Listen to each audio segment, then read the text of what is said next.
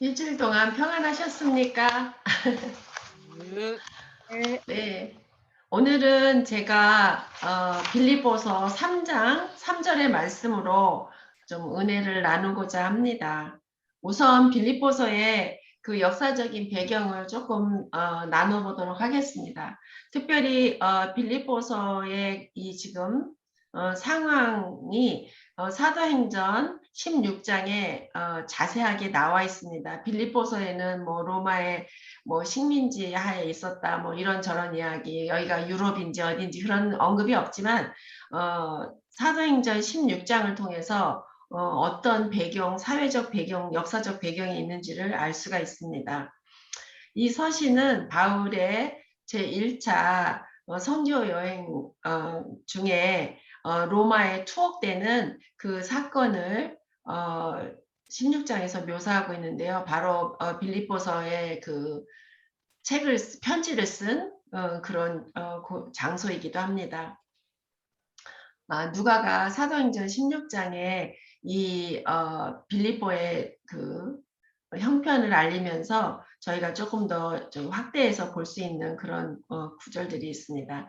바울이 디모데를 데리고 로마 선교 여행을 AD 50년경에 소아시아 북서 해안에 있는 드로아에 머무는 동안에 바울이 환상을 봅니다. 꿈인지 아무튼 환상을 보게 되는데 거기에서 어떤 사람이 손짓을 하면서 우리를 와서 좀 도와달라고 그렇게 한 꿈을 보고 바로 실행에 옮겼어요. 처음에는 안 가려고 했거든요. 안 가려고 했지만 그래도 이게 성령의 음성인가 해서 떠나게 됐어요. 우리가 늘 하는 말이지만 우리가 준비되지 않은 사람은 부를 때 절대로 부흥해서 나갈 수가 없다는 것을 다시 한번 또 바울의 경험을 통해서 알 수가 있습니다.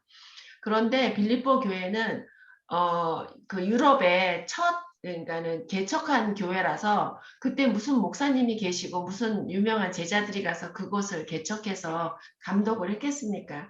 그냥 거기에서 자생적으로 이렇게 하는 그런 스터디 그룹 같은 그렇게 해서 출발한 교회가 바로 빌립보 교회예요.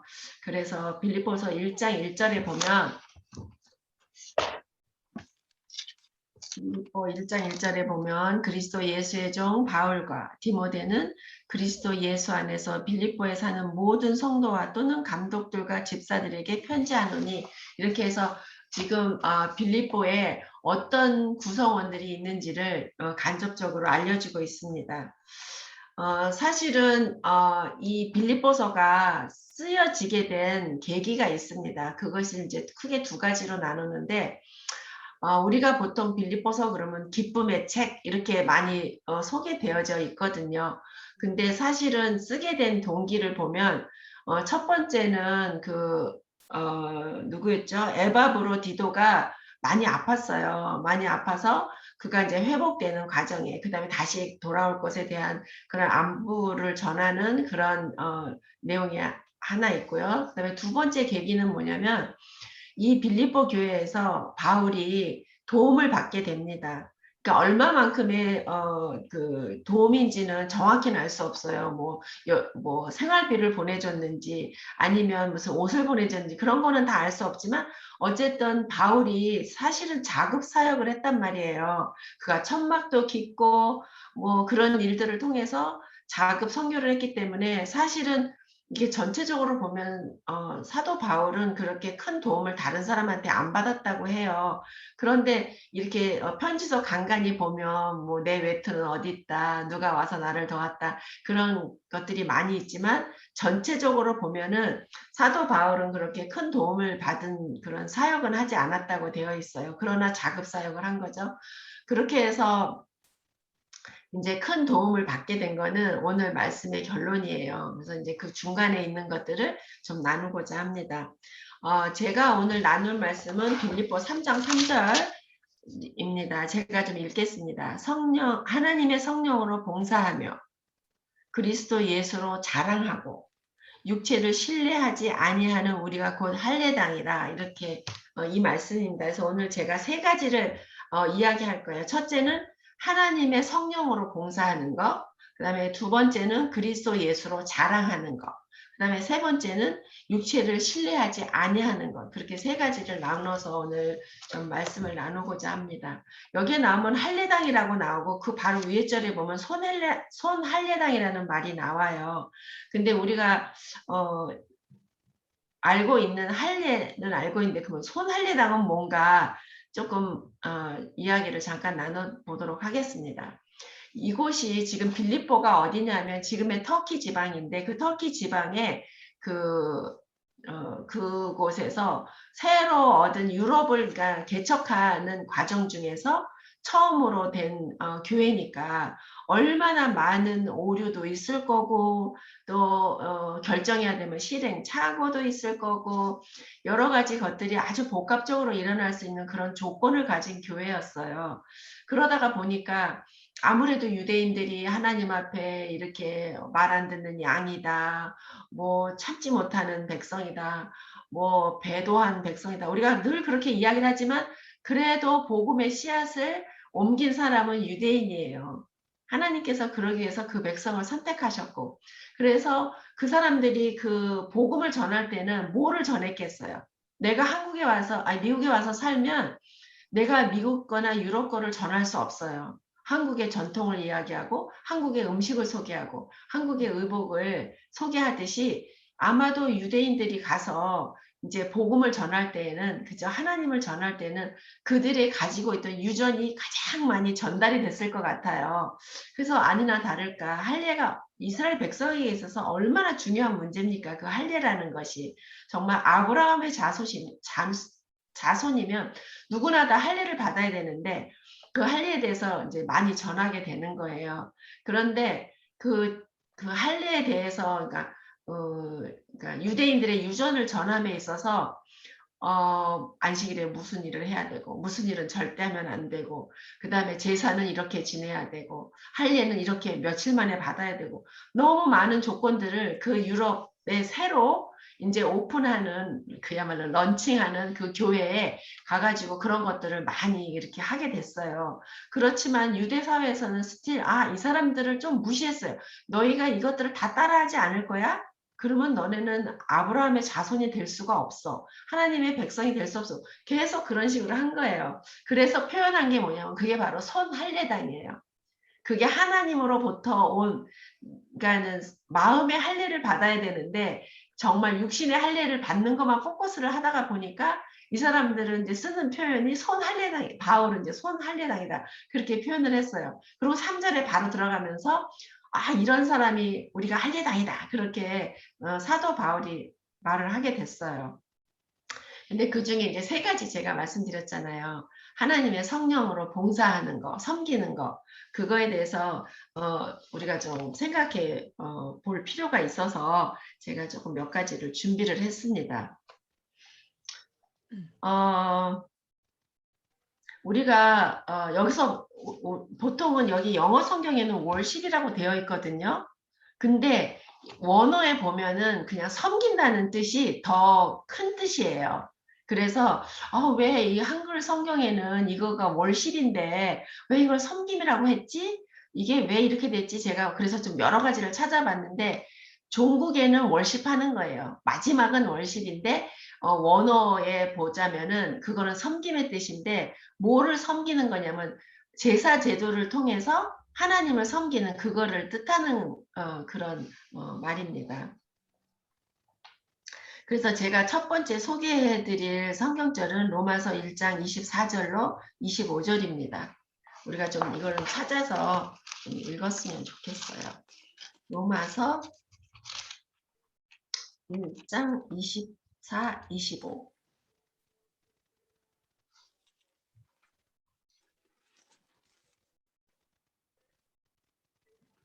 제가 읽겠습니다. 네, 로마서 1장 24, 25. 그러므로 하나님께서 저희를 마음의 정욕대로 더러움에 내어버려 두사 저희 몸을 서로 욕되게 하셨으니 이는 저희가 하나님의 진리를 거짓 것으로 바꿔 피조물을 조물주보다 더 경배하고 섬김이라. 주는 곧 영원히 찬송할 이시로다. 아멘. 여기에 보면은 우리가 하나님을 경배하지 못하는 이유가 창조주보다 조물주보다 피조물을 더 섬기기 때문에 그런다고 이야기하고 있습니다. 근데 그 로마서를 통해서는 정말 우리가 경배할 수 없는 그런 이유가 나와 있습니다. 그런데 마태복음 4장 10절에 보면 예수님께서 광야에서 시험을 받으실 때 그때 뭐라고 말씀하시냐면 사단이 자기를 섬기라고 하니까 사단아 물러가라 기록되었을 때 주 너의 하나님께 경배하고 다만 그를 섬기라 그렇게 되어 있습니다.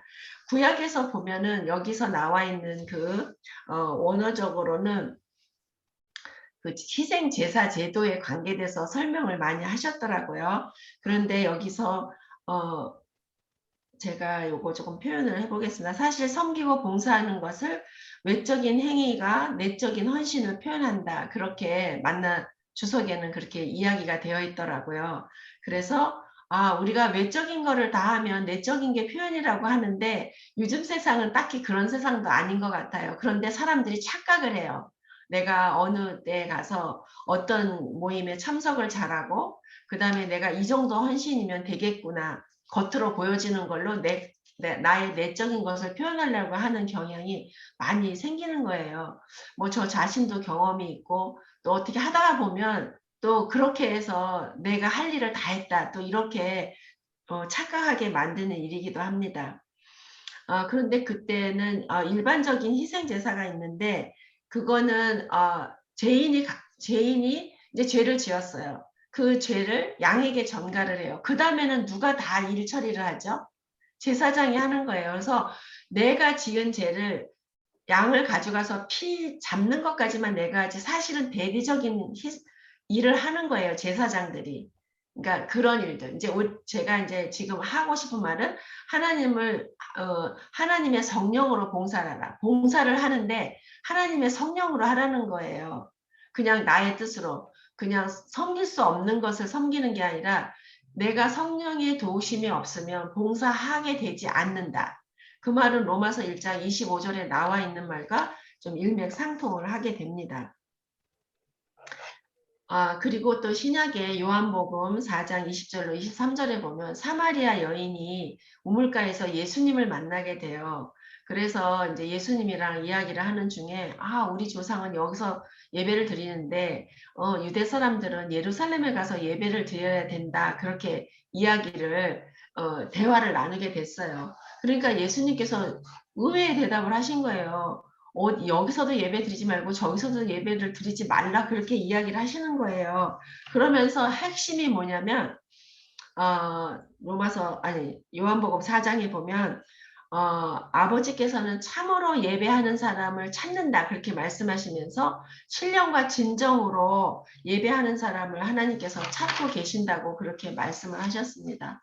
우리가 정말 신령과 진정으로 우리가 봉사하는 것, 하나님을 섬기는 것, 내가 이웃을 섬길 수 있고 하나님을 섬길 수가 있는데 우리가 하나님 앞에 정말 성령으로 봉사해야 된다는 거를 내가 내 자신의 노력으로 했을 때 정말 나는 잘한 것 같은데 또 그런 결과를 얻지 못할 때 또 다른 상처가 생기고 그 다음에 해야 할 일에 동기부여가 안 돼서 스스로 좌절하고 뒤로 물러설 때가 있잖아요. 그래서 저한테는 굉장히 이게 도움이 되는 말씀이었어요. 성령으로 봉사하구나.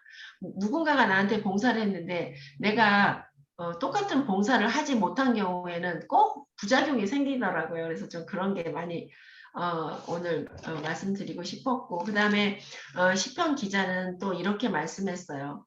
그 다윗이 바세바와 이제 동침을 하고 난 다음에 정말 순간 어찌할 수가 없어요. 예를 들어서 너가 왜 죄를 지었니? 너가 나한테 말만 했어도 정말 죄 짓지 않고 할 수 있었는데 그렇게 나한테 이야기하기가 힘들었니?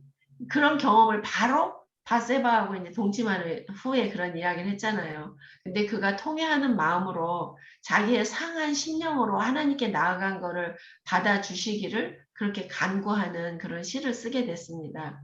상하고 통회한 것을 하나님께서 받아주시기를 또 간구를 했습니다. 우리의 생활 속에서 우리가 얼마나 내 의지로 하는 것이 많아서 정말 한 번 하고 후회하고 또 잊어버리고 또 똑같은 일 또 하고 우리가 반복되는 생활 속에서 그런 일들을 많이 겪고 살아요. 저는 제가 경험자이기 때문에 정말 자신 있게 말씀을 드릴 수가 있습니다.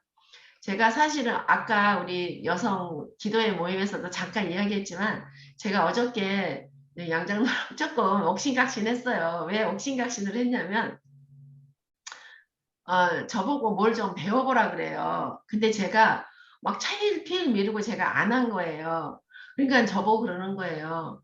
당신은 전도하고 싶다면서 맨날 밖에도 안 나가고, 누구를 만나서 전도를 할 거냐. 뭐, 이 이야기를 제가 한두 번 들은 게 아니에요. 근데 이번에 좀 뭐를 배우라고 하면서 그래서 막 그렇게 하라고 그러면서 성경 공부 이제 그만하라고. 나가서 가르치지도 않으려면서 성경 공부는 왜 그렇게 하냐고 그러면서 막 그렇게 이야기를 하는 거예요. 근데 제가 너무너무 화가 나다가 창피하다가 막 그 여러 가지 복합적인 감정 때문에 굉장히 마음이 어저께 상했었어요. 그래가지고 제가 아 그래도 사람들이 다 좋게 생각하지 나를 막 욕하고 너 못됐다 그렇게는 안 한다 그랬더니 당신이 그런 이야기 들으려고 성경 공부하려는 거예요. 가서 가르치고 돕고 이런 걸 하려고 한 건데 맨날 배우기만 하고 아웃풋이 없으니까 이거는 대단히 문제다 그러면서 그래요. 그래서 제가 이제 참을 수가 없잖아요. 그렇게 이야기하면 저도 한 대를 또 쏴 붙여야 되잖아요. 그래서 제가 그렇게 말한 거예요. 여보, 내가 요즘에 당신한테 잔소리를 안 하니까 거꾸로 당신이 나를 겨냥해서 대포를 쏘는데 그러지 말아달라. 아무리 좋은 말도 꼬다른 거 한두 번이다. 그래서 제가 좀 반박을 했어요. 그렇지만 저의 가슴 깊이에는 참 그 말이 맞는 말이고 그 말이 복음이다. 그런 생각을 했어요. 그래서 오늘 아침 그 여성 선교회 시간에 아니나 다를까 그 말씀이 거기에 딱 써 있는 거예요. 우리가 이렇게 배우는 거는 그리스도를 배우고 그리스도를 닮아가고 매일의 삶 속에서 성령을 구하는 것은 그거는 바로 예수님처럼 가르치고 예수님의 손이 되고 예수님의 발이 돼서 찾아가고 예수님이 병자를 고치고 귀신을 쫓고 그런 일을 하라고 거기에 써 있는 거예요. 그래서 어제는 정말 인간적으로 좀 속상한 마음이 들었지만 아 이것이 복음이었다 그런 생각을 하면서 또 어제 속상했던 마음이 좀 가라앉긴 했지만 분명한 건 어저께 좀 많이 속상했어요. 그래서 정말 적용되지 않는 것을 이렇게 계속 시간을 보내야 되나 이제 하도 그런 얘기를 많이 들으니까 조금 문 밖을 나가든지 그야말로 성경 공부를 이제 그만하고 그냥 가만히 그냥 천장만 바라보고 있어야 할지 좀 양당 간에 조금 그런 결심을 해야 되겠다 그런 생각이 좀 들었어요. 그러면서 오늘 교과 시간에 다시 용기를 얻기는 했어요. 왜냐하면 포도원에 그 일꾼들이 나갔지만 뭐 어디 가서 전도하라는 게 아니라 하나님의 집에 와서 포도 따는 일을 했잖아요. 물론 포도 송이 알알이 다 뭐 구도자일 수도 있고 다 그렇게 하지만 하나님께서 부르실 때 내가 만약에 못 갔어. 그 자리에 없었기 때문에 그렇지만 내가 제 육시에라도 가서 내가 하나님의 그 초청할 때 내가 응하기라도 하면 그래도 하나님께서 나를 받아주실 거야 그런 생각을 하면서 조금 위로가 되기는 했지만 스틸 좀 많이 모자라다 남편의 지적이 옳았다 그런 생각을 지금 하고 있습니다. 그래서 우리가 봉사를 하는데 인간의 뜻으로 피조물을 조물주보다 더 섬기거나 낮게 여기면은 하나님께 예배할 수 없다는 기본적인 틀을 버릴 수가 없었습니다. 우리가 어떤 삶을 살아야 되는가? 우리가 내가 선택해서 하는 게 아니라 성령의 이끌림을 받고 성령의 아래서 남편한테 이렇게 컨트롤 당하는 거 아니고 성령에 의해서 조력되는 그런 삶을 살아야 되겠다 좀 그런 결심을 하게 됐습니다. 두 번째는 그리스도 예수로 자랑하고 우리가 자랑하면은요 옛날에 요즘도 그런 말을 한국에서 쓰기는 쓰는 것 같아요. 제가 한 10년 전 제가 한 10년 제가 아무튼 꽤 10년 훨씬 전에 그런 이야기를 들었어요. 자기 자식 자랑하고 자기 손자 자랑하면 10,000원씩 내고 자랑을 해라. 그 이야기를 제가 오래전에 들었거든요. 근데 얼마 전에 누가 그런 이야기를 하더라고요. 그래서 이 이야기는 아직도 하는 거네. 제가 그런 생각이 들었는데 사실 자랑이라는 게 이게 숨긴다 이게 자랑 같지 않은 자랑이에요. 그러니까 항상 저 남편은 그래요. 사람이 자랑을 하면 머리 좋은 사람은 표가 안 나게 자랑을 한다는 거예요. 근데 머리 나쁜 사람은 대놓고 자랑을 한대요. 대놓고 자랑하는 사람은 정말 머리가 나쁜 사람이라는 거예요. 근데 우리는 알게 모르게 그런 거를 터득하고 살아요. 아, 이거 자랑 아닌데. 사실 자랑이 아니라서 아니라고 말하지만 결국은 본인도 자랑이라고 생각했기 때문에 그런 말을 운을 띈 거잖아요. 그런 거랑 마찬가지로 우리가 모든 삶 속에서 자랑을 해요. 뭐 돈이 많은 사람은 적은 사람한테 뭐 자랑하고 복권이 된 사람은 또 행운이 없는 사람한테 뭐 자랑하고 여러 가지 자랑이 있는데 여러분들이 인간적으로 자랑해서 정말 흥망성쇠를 경험한 여러분들이 딱 누군지 머리에 떠오르실 거예요. 히스기야 왕 이야기를 잠깐 하도록 하겠습니다. 사람이 자랑을 하면은요, 어, 즐거워요. 근데 내 자랑하는 것보다 내 자식 자랑, 손자 자랑은 그것도 굉장히 또 꼬스럽고 재미가 있더라고요. 좀 해보니까. 내가 하지 못한 거를 내 자녀들이 통해서 이루어질 때 그때 정말 그걸 자랑이라고 해야 할까 기쁨이라고 할까 뭐 그 중간이에요. 딱히 이것도 아니고 저것도 그 중간 어디에 있는 건데 그런 자랑을 할 때가 있어요. 근데 히스기야 왕은 아 이제 아프다가 병이 났다가 보니까 병이 이제 다 회복이 되고 아무래도 뭐 동네에 어떤 촌로가 아파서 이렇게 병이 나았다 그런 소문보다야 어느 나라의 왕이 아팠다가 이렇게 생명이 연장이 됐다 뭐 이런 소문이 나면 어떻겠습니까? 더군다나 그 전에 아수르하고 전쟁을 치렀어요. 전쟁을 치렀는데 무슨 벌떼가 나타나가지고 다 그냥 정리를 해버리는 상황.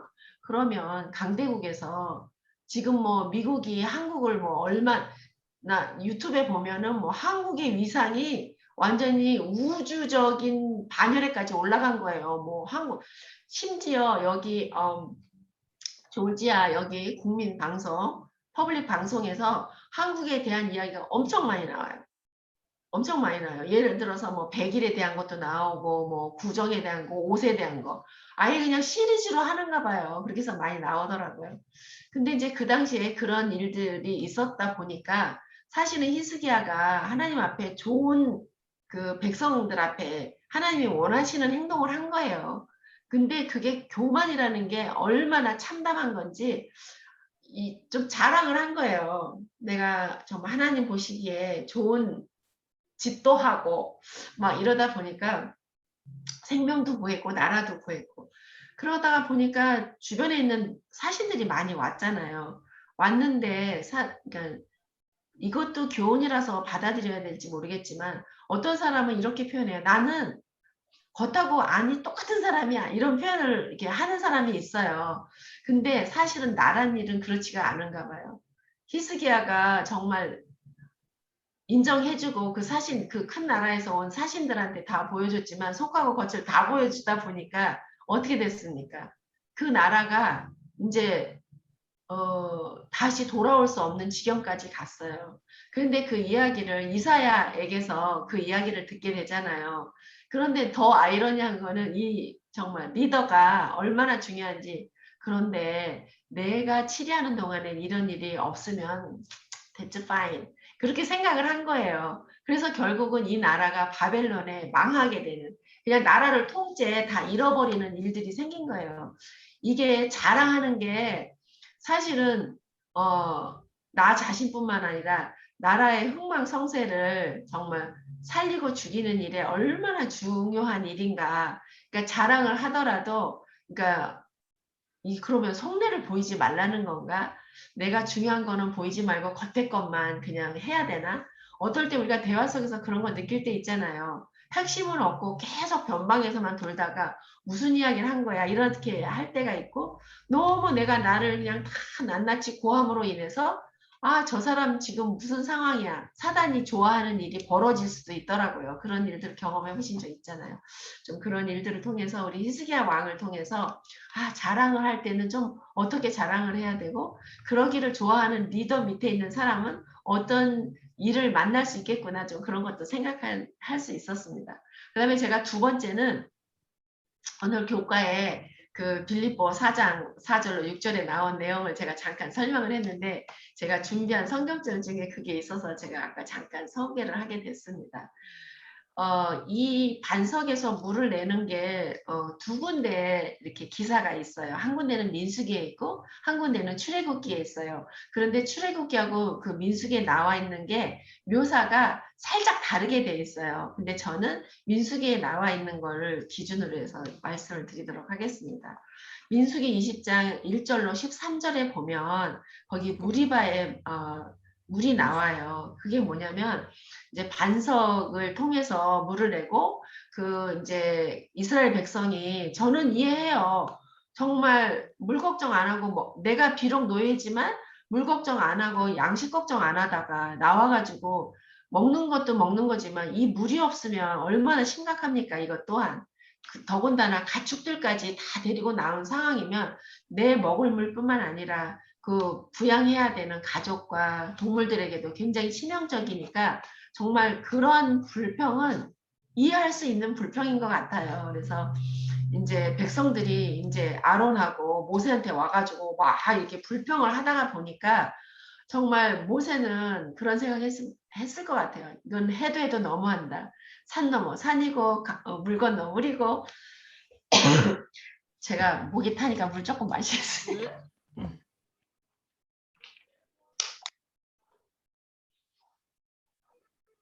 그렇게 하다가 보니까 이제 하나님한테 갈 수밖에 없잖아요. 아까 저기 박성희 집사님이 정말 요즘에 그 일이 좀 있으셨는데 무슨 일이냐면 영현 장로님께서 일을 하시다가 이제 딸이 이제 변호사 일을 하기 위해서 그 날짜를 맞춰서 가야 되니까 그 일을 하시는 분들한테 다 맡기고 갔는데 그 일이 비즈니스 하는 사람들은 그 공정을 단축해야지 비즈니스에 도움이 되는데 그게 공정이 늘어져서 2주 안에 이렇게 맞춰야 될 상황이셨대요.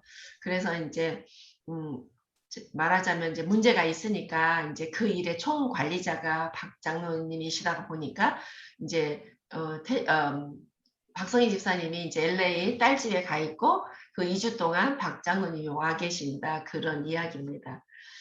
그래서 이제 그 공사 현장도 마찬가지죠.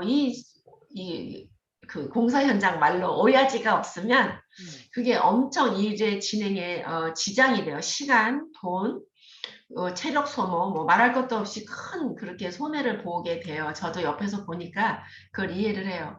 그런데 이 이스라엘 백성들은 정말이지 해도 해도 너무한다 할 정도로 매번 일이 있으면 모세 너 때문이야, 너 때문이야 계속 이런 일을 당하다 보니까 모세는 어디다가 할 데가 없으니까 하나님한테 당연히 가야 되잖아요.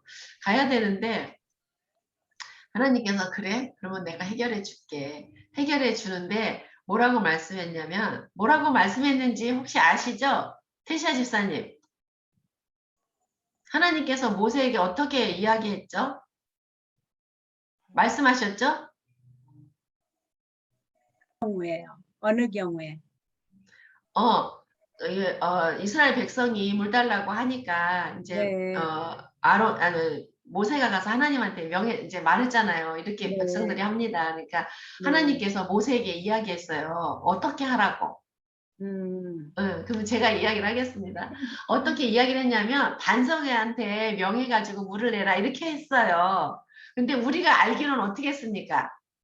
반석을 지팡이를 가지고 있냐 이렇게 하나님께서 말씀을 하셔서 모세가 지팡이에 포커스를 했는지 그만 반석에 명해야 되는데 말을 해야 되는데 이게 지팡이로 친 거예요. 그런데 이제 그 출애굽에 보면은 두 번 쳤다가 출애굽에 나오나요? 저기 민수기에 나요. 두 번을 치게 된 거예요. 그런데 이게 지금 굉장히 이게 시리어스한 거예요.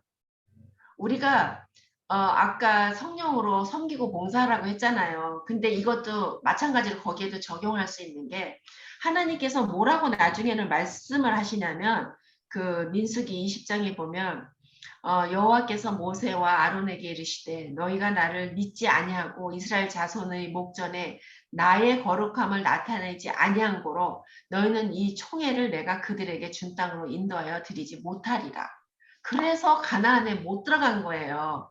그러면 조금 더 풀어서 이야기하자면 지금 백성들한테 너무 몰리고 있는 상황이에요.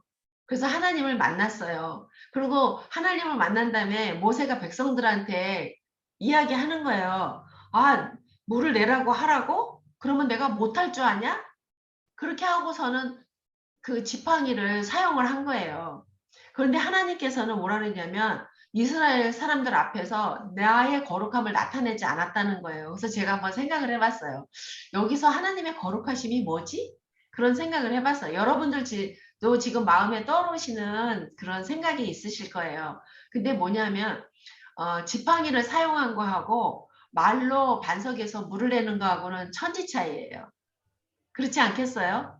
그래서 저는 그런 명상을 하게 됐어요. 그 거룩함이라는 게 인간이 할 수 없는 거는 하나님의 영역인데 그 하나님의 거룩함을 나타내지 않으면 이거는 잘못된 거다. 왜? 순종하지 않았으니까. 그렇게 해서 반석을 지팡이로 침으로 인해서 그러니까는 그 하나님을 만나고 모세의 태도 아, 내가 못할 줄 아느냐 이렇게 하면서 자랑하는 뽐내는 그런 타입으로 이야기를 했기 때문에 거기에 오류가 생긴 거예요. 하나님의 마음과 합하지 않은 거예요. 그러니까 인간의 자랑이다. 그렇게 겸손하지 못하다. 또 하나님의 거룩함을 나타내지 못했다. 근데 그거에 대한 보상이 아니라 이걸 이럴 때는 뭐라고 표현해야 될지 모르겠어요. 보상이 아니고 그거에 대한 결과물은 히스기야가 그 나라 전체 백성과 땅을 다 바벨론한테 빼앗긴 것 같이 이 지금 광야에 있는 이 백성들이 2살 이하의 사람 아니고는 그죠? 40년 동안 있었으니까 장성했잖아요. 그 사람만 가나안에 들어갔지 다 광야에서 죽었단 말이에요. 그 사건의 원인이 바로 여기에 있다는 겁니다. 우리가 자랑을 하겠느냐? 그러면 어떻게 자랑을 하는지도 우리가 조금 알아볼 필요가 있습니다. 잠언 18장 21절에 보면 죽고 사는 것이 혀의 권세에 달렸나니 혀를 쓰기 좋아하는 자는 그 열매를 먹으리라. 여기에 저는 혀를 쓰기를 좋아하는 애다가 가로치고 자랑이라고 제가 썼습니다. 제가 잠언서를 보면서 우리가 잠언서를 얼마나 열심히 했습니까? 영어로 공부하고 한국말로 하고 또 나누고 경험을 이야기하고 제가 그때를 생각하면서 너무 그 시간들이 너무 좋았고 그 다음에 또 그레이스도 생각났고 그 다음에 또 우리 인도해 주신 김현정 집사님도 정말 생각이 많이 났어요. 제가 잠언 몇 장을 찾으면서 그래서 자랑하는 거는 내가 입으로 했으니까 그 입에서 좋아하는 그거를 열매로 먹으리라 이렇게 했어요. 근데 히스기야 경우도 그 말의 결과를 보게 됐죠. 그 다음에 모세도 똑같이 그렇게 또 했다는 것을 우리가 좀 기억하게 됩니다. 그 다음에 잠언 20장 6절에는 많은 사람은 각기 자기의 인자함을 자랑하나니 충성된 자를 누가 만날 수 있으랴. 여기 잠언 20장 6절을 잠깐 펴셔서 같이 이걸 좀 봤으면 좋겠어요. 잠언 20장 6절.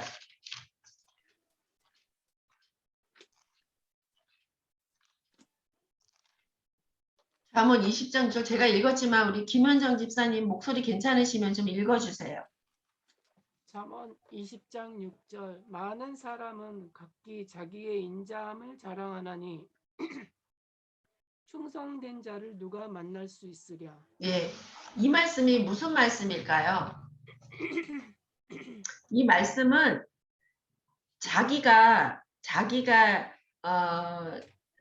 인자하다고 그렇게 이야기를 하는 거예요. 내가 충성되고 내가 인자하다고 나를 계속 자랑하고 나를 내세우면 정말 충성된 사람은 뭐 어디서 만날 수 있는 건데 그렇게 그런 뜻입니다. 이 뜻이. 그래서 충성하고 인자함을 내세우는 사람은 많이 있지만 충성심을 가진 사람을 찾는 것은 어렵다. 그런 뜻으로 이렇게 풀이를 하면 조금 뭐 크게 빗나가지 않은 것 같아요. 그래서 우리가 나를 내세우고 나는 인자하다. 제가 남편한테 하도 몰리니까 여보 남들이 그렇게까지 나를 나쁘게는 보지 않더라. 그렇게 이야기를 했단 말이에요. 그렇게 이야기를 했는데 제가 말씀을 준비하면서 이거는 이제 미리 준비된 거고 이제 어제는 이제 그 이야기를 하면서 제가 혼자 웃었습니다. 그 다음에 이제 잠언 27장 1절, 2절을 제가 잠깐 읽겠습니다. 너는 내일 일을 자랑하지 말라. 하루 동안에 무슨 일이 날는지 내가 알 수 없으니라. 타인으로 너를 칭찬하게 하고 내 입으로는 말며 외인으로 너를 칭찬하게 하고 내 입술로 말지니라. 네, 그렇게 쓰여 있었어요. 그래서 이게 자랑이던 칭찬이던 이게 내가 하는 게 아니라 남한테 타인한테 들어야 된다. 입술로, 혀로 들어야 된다. 그것을 또 다시금 좀 교훈을 줬습니다. 근데 어저께 이제 수연이가 전화가 왔어요. 전화가 와서 뭐라 그러냐면 그, 그 노르웨이에 있는데 어떤 선생 그 52세 뭐 드신 여자분인데 그분이 뭐 한국 성균관대학 교수님이래요. 근데 그분이 수연이를 이렇게 칭찬을 했나 봐요. 그러니까 수연이가 이제 저한테 그 이야기를 전하면서 엄마 너무너무 고맙다고 그래요. 그래서 뭐가 고마운데 그랬더니 그 선생님이 그랬다는 거예요. 어떻게 한국말을 이렇게 잘할 수가 있냐고. 그러면서 정말 한국에 가서 진짜 일을 해도 괜찮겠다고. 근데 우리 수연이가 그 정도 수준은 아니거든요. 근데 선생님이 그렇게 얘기해 줬는데 엄마 나 한국말 안 잃어버리게 해준 게 너무 감사하다면서 이렇게 전화를 했더라고요. 그래서 제가 그랬어요. 이제 제가 이제 말씀이 이제 이렇게 준비가 됐으니까 얘야 그 저기 칭찬을 들으면 자기 입으로 하는 게 아니라 남이 해주는 게 칭찬이라 하더라. 참 너는 좋겠다. 네가 막 이렇게 떠들고 안 다니고 누가 너를 그렇게 해줬다고 하니까 나는 그분이 더 대단한 분으로 생각이 든다. 고맙다. 그래서 혹시 기회 되면 엄마가 고마워했다. 이렇게 하라고 제가 이제 이야기를 했어요. 그래서 우리가 자랑을 하는데 인간으로서 하는 자랑은 다 그런 거예요. 그냥 한 입에 다 줄고 내가 좋은 걸 받을 수 있는 기회를 놓치고 뭐 그 열매를 먹게 돼서 쓴 열매를 먹을 확률이 높고 막 이렇게 해요. 그런데 자랑을 하려고 하면 그리스도 예수로 자랑을 하라는 거예요. 우리가 자랑할 일이 있으면 실패할 것을 으로 자랑하지 말고 예수 그리스도 안에서 예수의 영광으로 예수의 섬김으로 그거를 자랑을 하라는 거예요. 그래서 정말 너무너무 오늘날 저에게 너무너무 중요한 말씀이고 또 우리가 또 나누어야 할 말씀이라고 그런 생각이 듭니다. 고린도전서 1장 29절로 32절에는 잠깐 찾아보도록 하겠습니다. 고린도전서 아니 고린도후서였죠. 고린도전서 1장. 우리가 너무나도 많이 알고 있는 너무 좋은 1장 29절로 31절. 이는 아무 육체라도 하나님 앞에서 자랑하지 못하게 하려 하시니라. 그런데 그 29장 말고 28장까지 그런 말씀이 있어요. 제가 잠깐 읽도록 하겠습니다. 22절 유대인은 표적을 구하고 헬라인은 지혜를 찾으나 우리는 십자가에 못 박힌 그리스도를 전하니 유대인에게는 꺼리는 것이요 이방인에게는 미련한 것이로되 오직 부르심을 입은 자들에게는 유대인이나 헬라인이나 그리스도는 하나님의 능력이요 하나님의 지혜니라. 본론 25절 하나님의 미련한 것이 사람보다 지혜 있고 하나님의 약한 것이 사람보다 강하니라. 형제들아 너희를 부르심을 보라. 육체를 따라 지혜 있는 자가 많지 아니하며 능한 자가 많지 아니하며 문벌 좋은 자가 많지 아니하도다.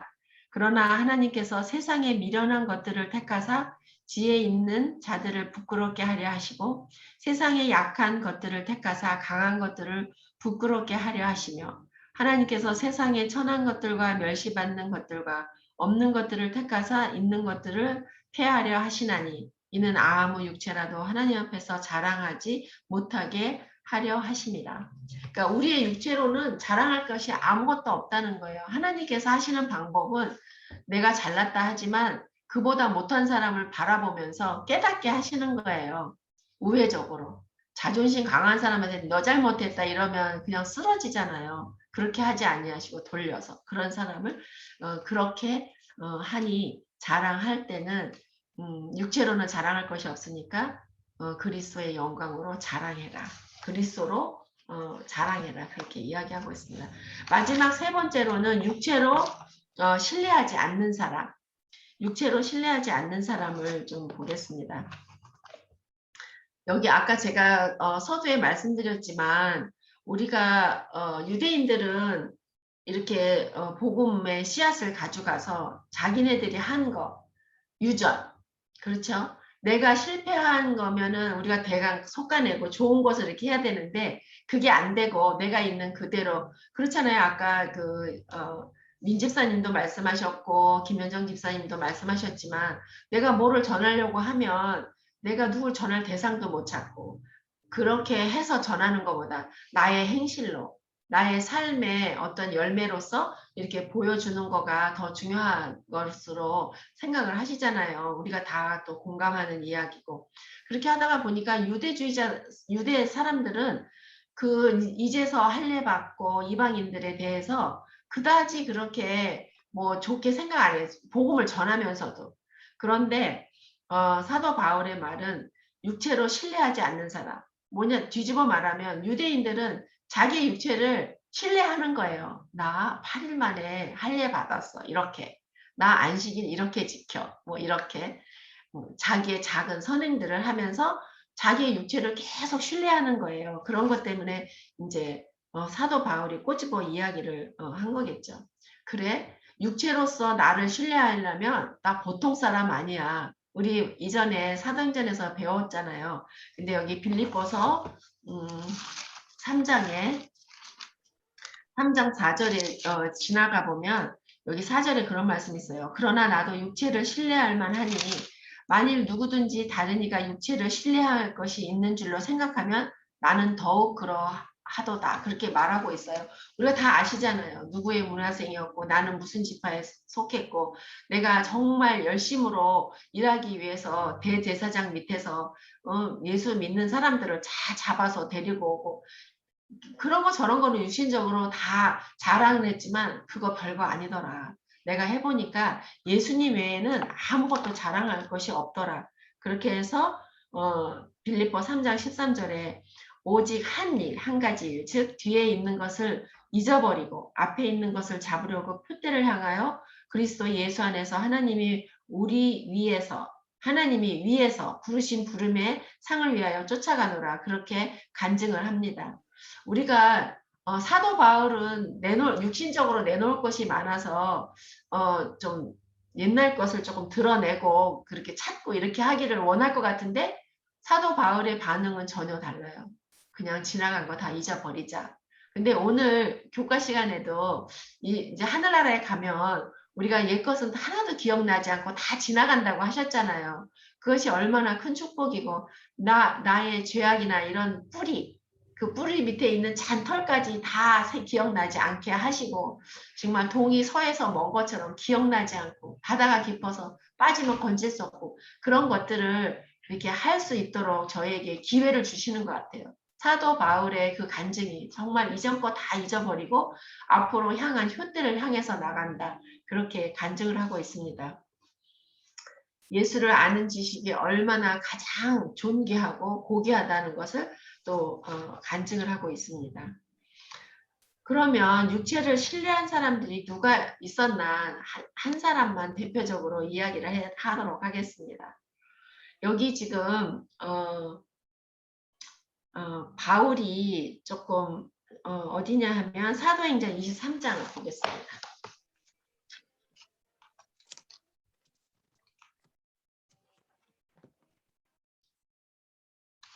사도행전 23장 1절 2절 저기 민집사님 좀 읽어주세요. 네.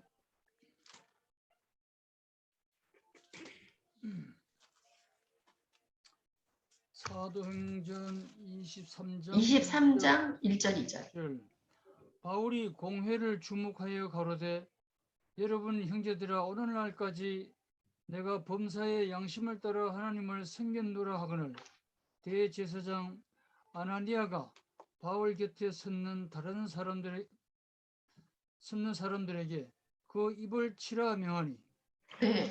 여기서 보면은 지금 그 사도 바울이 거기 이제 제사장들하고 거기에 이제 높은 고위급 사람들이 다 모여 있는 공회 앞에서 하나님에 대해서 증거하고 예수님을 나타내고 있는데 대제사장이 바울의 입을 치라는 거예요. 옆에 있는 사람한테. 저는 그 대제사장 아나니아를 보면서 야, 이 사람이 정말 육적인 사람이구나. 대제사장이면 적어도 영적인 사람이어야 할 텐데 이 사람이 얼마나 육적인 사람이냐. 그런 생각이 들었어요. 그렇지만 한 구석에는 이 사람이 대제사장이면 바울의 한 이야기가 뭐라고 할까? 하나님을 거룩하게 여기지 않고 함부로 입에 올렸다? 뭐 그렇게 생각할 수도 있지만 자기의 육신적인 생각으로 그러니까 어떤 사람들은요 싫은 걸 먹으면 몸을 막 푸르르 떨면서 막 젖지하는 사람들 있잖아요. 뭐 나도 화가 나면 나도 그렇게 하지만 하지요. 그렇게 하는데 아나니아 그 대제사장이 그런 사람인 거예요. 그래서 이게 육신을 너무 신뢰하고 사는 사람이구나.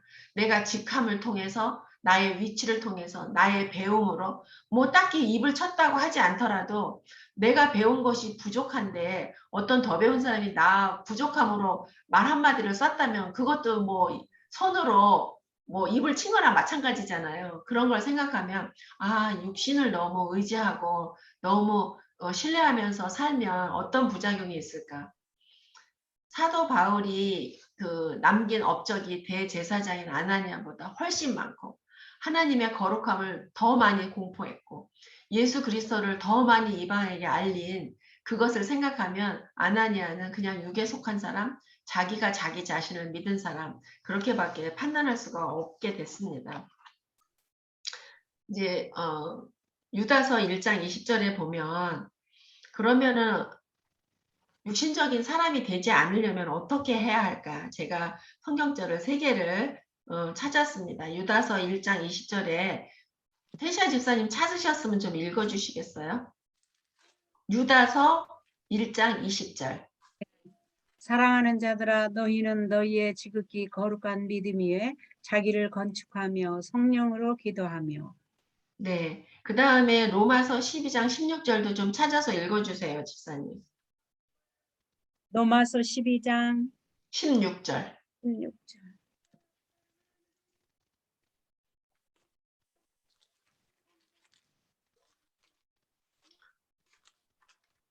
로마서 12장 16절. 서로 마음을 같이하며 높은 데 마음을 두지 말고 도리어 낮은 데 처하며 스스로 지혜 있는 채 말라. 네. 우리가 정말 육체를 신뢰하지 않고 살으려면 뭔가가 필요해요. 어떻게 해야 내 육체를 신뢰하지 않고 살 수 있을까? 그거를 유다서하고 그 다음에 로마서에 제시한 거를 제가 소개를 했습니다. 그런데 로마서 12장 19절에는 그런 말씀이 있어요. 그 얘기 하기 전에 내가 정말 억울한 거예요. 그럴 때는 내가 내 육체를 신뢰하게 돼요.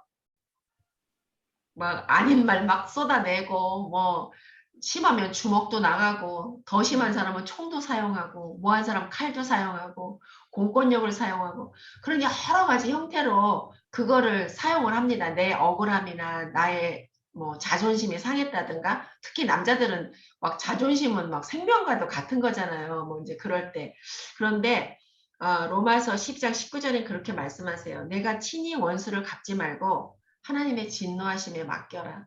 사실 이게 너무너무 힘들어요. 너무너무 힘들고 남한테 이야기해주고 이렇게 조언을 하기는 쉬운데 내가 실천하기는 그렇게 어려운 거예요. 하나님 잠깐만 옆에 계세요. 잠깐 내 뒤에 계세요. 하나님 눈을 좀 감아주세요. 내가 처리를 하겠습니다. 하나님께서는 분명히 너 짓지 마. 내가 그거에 대해서는 대신 해줄게. 그럼에도 불구하고 잠깐 계세요. 눈 좀 한쪽만 감아주세요. 옆에 계세요. 내 뒤에 계세요. 계속 그렇게 하게 되는 거예요. 그래서 내가 육체를 신뢰하지 않으려면은 하나님께서 주신 약속을 하나하나 되짚어 보면서 좀 연습해야 된다. 조금 훈련해야 된다. 좀 그런 교훈을 받게 됐습니다. 마지막으로 성경절 찾은 마지막 미가서 7장 5절에 보면 정말 재미있는 말씀이에요. 저희가 얼마 전에 찾아봤던 성경절입니다. 너희는 이웃을 믿지 말며 친구를 의지하지 말며 내 품에 누인 여인에게라도 내 입의 문을 지킬지어다. 그렇게 말씀하신 거예요. 그러면 이 세상에 믿을 사람이 없는 거잖아요. 친구도 믿지 마. 배우자도 믿지 마. 그 다음에 이웃도 믿지 마. 그러면 믿을 사람이 하나도 없잖아요. 그러면 이 미가서에 이렇게 당당하게 이야기하면 믿을 거를 주실 거 아니에요. 그 믿을 거, 그러니까 내 육체를 믿지 말고 예수님을 믿으라는 거예요. 약속을 믿으라는 거예요. 그럼에도 불구하고 예수 안에서 신뢰하라. 그런 말씀을 하셨습니다. 이것은 몇 장? 그리고 제가 이제 마지막으로 이제 오늘 드리고 싶은 말, 그거는 이제 지금은 소개한 거고 이제 드리고 싶은 말이 뭐냐면 4장 몇 절이냐 하면은 15절. 미가서 4장 15. 빌립보서 4장 15절부터 20절, 그러니까 19절까지 그렇게 할 거예요. 왜 제가 이거를 결론으로 삼았냐면 하나님의 성령으로 그죠? 봉사하고 그리스도의 사랑으로 자랑하고 그리스도로 자랑하고 육체를 신뢰하지 않은 것에 대한 모본이 여기에 나와 있어요. 이것이 세 가지를 다 충족했는지 아닌지는 정말 명상해야 돼요. 그렇지만 사도 바울이 그 감옥 속에서 고초 중에서 이 빌립보를 향해서 생각할 때 기쁨이 있을 수밖에 없는 것을 여기서 표현하고 있습니다. 15절부터 19절 제가 읽겠습니다. 빌립보 사람들아 너희도 알거니와 복음의 시초에 내가 마게도냐를 떠날 때 주고받는 내 일에 참여한 교회가 너희 외에 아무도 없었느니라. 우리가 작은 교회를 섬기다가 보니까 어떤 일이 발생을 합니까? 자금이 부족한 거예요. 늘 무슨 일을 지속적으로 하고 싶지만 그거에 미리 생각을 하면 브레이크를 안 잡을 수가 없는 일이 생기는 겁니다. 그런데 이 연약한 교회가 그동안 선교여행을 하면서 사도 바울이 다른 데서 도움을 받지 않았다고 해요. 그런데 이 교회에서 해줬다고 이렇게 이야기를 합니다. 아마도 그 지금 앞전에 말한 그 세 가지를 아마도 그들이 알든 모르든 실천하고 있는 교회가 아니었을까 그런 생각이 들어요. 16절. 데살로니가에 있을 때에도 너희가 한 번, 두 번 나의 쓸 것을 보내었도다. 17절. 내가 선물을 구함이 아니요 오직 너희에게 유익하도록 과실이 번성하기를 구함이라. 이 말씀이 그래요. 우리가 늘 뭐 고아를 돕는다든가 애경사가 있을 때 누구한테 정말 흔쾌히 뭐 돈을 쓴다든가 이거는요 하루아침에 되는 게 아니에요. 내가 늘 하던 거, 내가 늘 하던 것에 한 번 더 한 거, 그거가 하는 거거든요. 그런 거를 생각을 하면 여기 이 빌립보에 있는 사람들 또한 그런 마음으로 했을 거고 그 다음에 사도 바울은 크게 축복하고 있어요. 나를 도운 것도 도운 거지만 정말 너희들이 그것을 통해서 큰 축복을 받을 거예요. 이렇게 다시 더 큰 축복으로 갚아주시는 거예요. 그 다음에 18절. 내게는 모든 것이 있고 또 풍부한지라 에바브로디도 편에 너희의 준 것을 받음으로 내가 풍족하니 이는 받으실 만한 향기로운 제물이요 하나님을 기쁘시게 한 것이라. 나의 하나님이 그리스도 예수 안에서 영광 가운데 그 풍성한 대로 너희 모든 쓸 것을 채우시리라. 정말 우리가 크지 않은 교회에서 나가는 재정, 그 다음에 우리 교인들 각 가정에서 나가는 선교 자금, 뭐 이웃에게 하는 거, 또 다른 단체 하는 거 그런 모든 것을 우리가 물을 한 바가지를 이렇게 딱 뜨면 그 자리가 비잖아요. 뭐 땅콩도 좋고 뭐 너트나 한 주먹을 꺼내내면 그 자리가 빕니까 안 빕니까? 피지컬리 비잖아요. 비는데 그거는 하나님께서 그거를 다 채워주신다는 거예요. 그거는 지금 여기 세 가정이 있지만 세 가정에 있는 여러분들이 다 경험하신 거잖아요. 그래서 우리가 어떻게 헌신할 건가? 나의 인생을 어느 방향으로 끌고 갈 것인가? 저는 정말 어리석게도 남편한테 그런 지적을 받고도 제가 창피하고 고개를 들을 수가 없고, 아, 이렇게 가까운 사람이 나한테 이렇게 할 때는 내가 이게 굉장히 문제구나. 나가서 사람을 만나야 되겠구나. 배운 거 이제 너무 배웠으니까 이제 배우지 말고 공부도 하지 말고 나가서 가르쳐. 막 이런 말을 듣고 제가 막 화가 났잖아요. 근데 그 말이 틀린 말이 아니기 때문에 제가 다시 한번 용기를 내봅니다. 빌립보 교회가 그 비단 장사 루디아가 뭐 헌금을 많이 해서 그럴 수도 있어요. 비즈니스를 크게 했으니까. 그러나 교회가 한 사람으로 운영이 되지 않는다는 걸 우리 여러분들이 너무 잘 아시잖아요. 제가 한 가지 이야기를 하고 말씀을 마치고자 합니다. 우리 교회에 지금 오늘 이렇게 쉐어한 말씀은 우리 교회에 분명히 하신 말씀이라는 확신을 제가 말씀 준비하면서 하게 됐어요. 근데 이 이야기는 그냥 마지막 그냥 에피소드로 이야기하도록 하겠습니다. 어떤 단체에 이 사람이 무슨 비즈니스를 했는데 우리가 생각할 때는 이렇게 정상적인 비즈니스는 아니에요. 요즘에 무슨 비트코인 말고도 이런 가상 화폐에 대한 투자를 해서 돈을 좀 이렇게 불리는 사람들이 여기는 오니까 굉장히 많더라고요. 근데 그런 거를 해서 조금 돈을 벌으신 분이 계세요. 제 주변에. 근데 이제 이분이 이제 돈이 이렇게 생기고 이렇게 하다가 보니까 모르겠어요. 그 가상 화폐라는 것이 그 가상 속에 있는 거고 사람들의 돈을 받아서 그거를 사는 거예요. 그러니까 그거를 무슨 그 마인을 캐는 거, 석탄 캐는 것처럼 그렇게 표현을 하시더라고요. 그래서 이분이 어떤 단체에 가면서 만불 수표를 이렇게 끊어서 가져가게 됐어요. 가져가서 그 돈을 내면서 뭐라고 했냐면 여러분들 계속 이렇게 구질구질하게 사실 겁니까? 이런 투자가 있는데 투자를 하셔서 돈도 팡팡 쓰고 저처럼 이렇게 뭐 저처럼이라고는 안 했겠지만 이렇게 좀 살기를 바랍니다 한 거예요. 그래서 그 단체에서 그 만불이라는 수표를 딱 받았어요. 받아가지고 그 이제 리더들이 이제 그 회원이 꽤 많은데 그 리더들이 회의를 한 거예요. 이 돈을 과연 받을까 말까 그런 회의가 벌어진 거예요. 근데 이분이 그러니까 그 돈을 낸 분은 말하자면 그 자리를 비즈니스의 자리로 활용을 했어요. 그러니까 거기 계신 분들이 돈 없는 분들이 아니에요. 명예도 있으면서 돈도 있으시면서 그 다음에 그 단체를 살리기 위해서 열정이 있는 분들만 모인 자리인데 거기 와서 자기 비즈니스를 소개하고 그 다음에 이제 그런 인맥이 쌓이면 당신 이거 하라고 푸시하고 그런 자리를 만들면서 만불을 낸 거에 결론에 이르는 거예요. 이분들이. 그래갖고 이분이 어떻게 했냐면 그 만불짜리 수표에다가 보이드 딱 써가지고 카톡방에 딱 올린 거예요. 그 돈 안 받겠다. 그래서 저는 그런 생각을 했어요. 그 돈이 어떤 의도로 했는가가 얼마나 중요한가. 사실 만불이라는 돈이 저한테는 작은 돈 아니에요. 없는 사람들한테는 큰 돈이에요. 큰 돈인데 그거를 그 사람들이 교만해서 내가 너보다 돈 많아. 그래서 보이드 시킨 거 아닐 거를 제가 확신해요. 그 사람의 의도가 어땠느냐가 엄청 중요했던 거예요.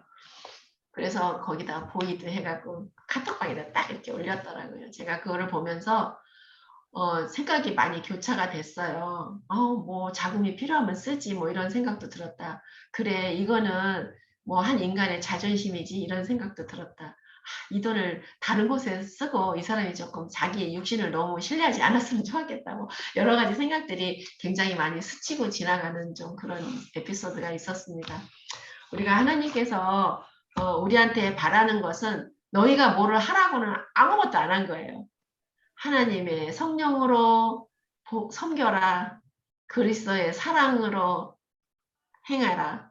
육체도 신뢰하지 말아라. 결국은 하나님께 의지해서 하나님께 받아서만이 말도 하고 자랑도 하고 섬기고 그렇게 하라고 한 거를 오늘 큰 교훈으로 받는 그런 안식일이 됐으면 좋겠습니다. 말씀을 마치겠습니다. 감사합니다. 감사합니다.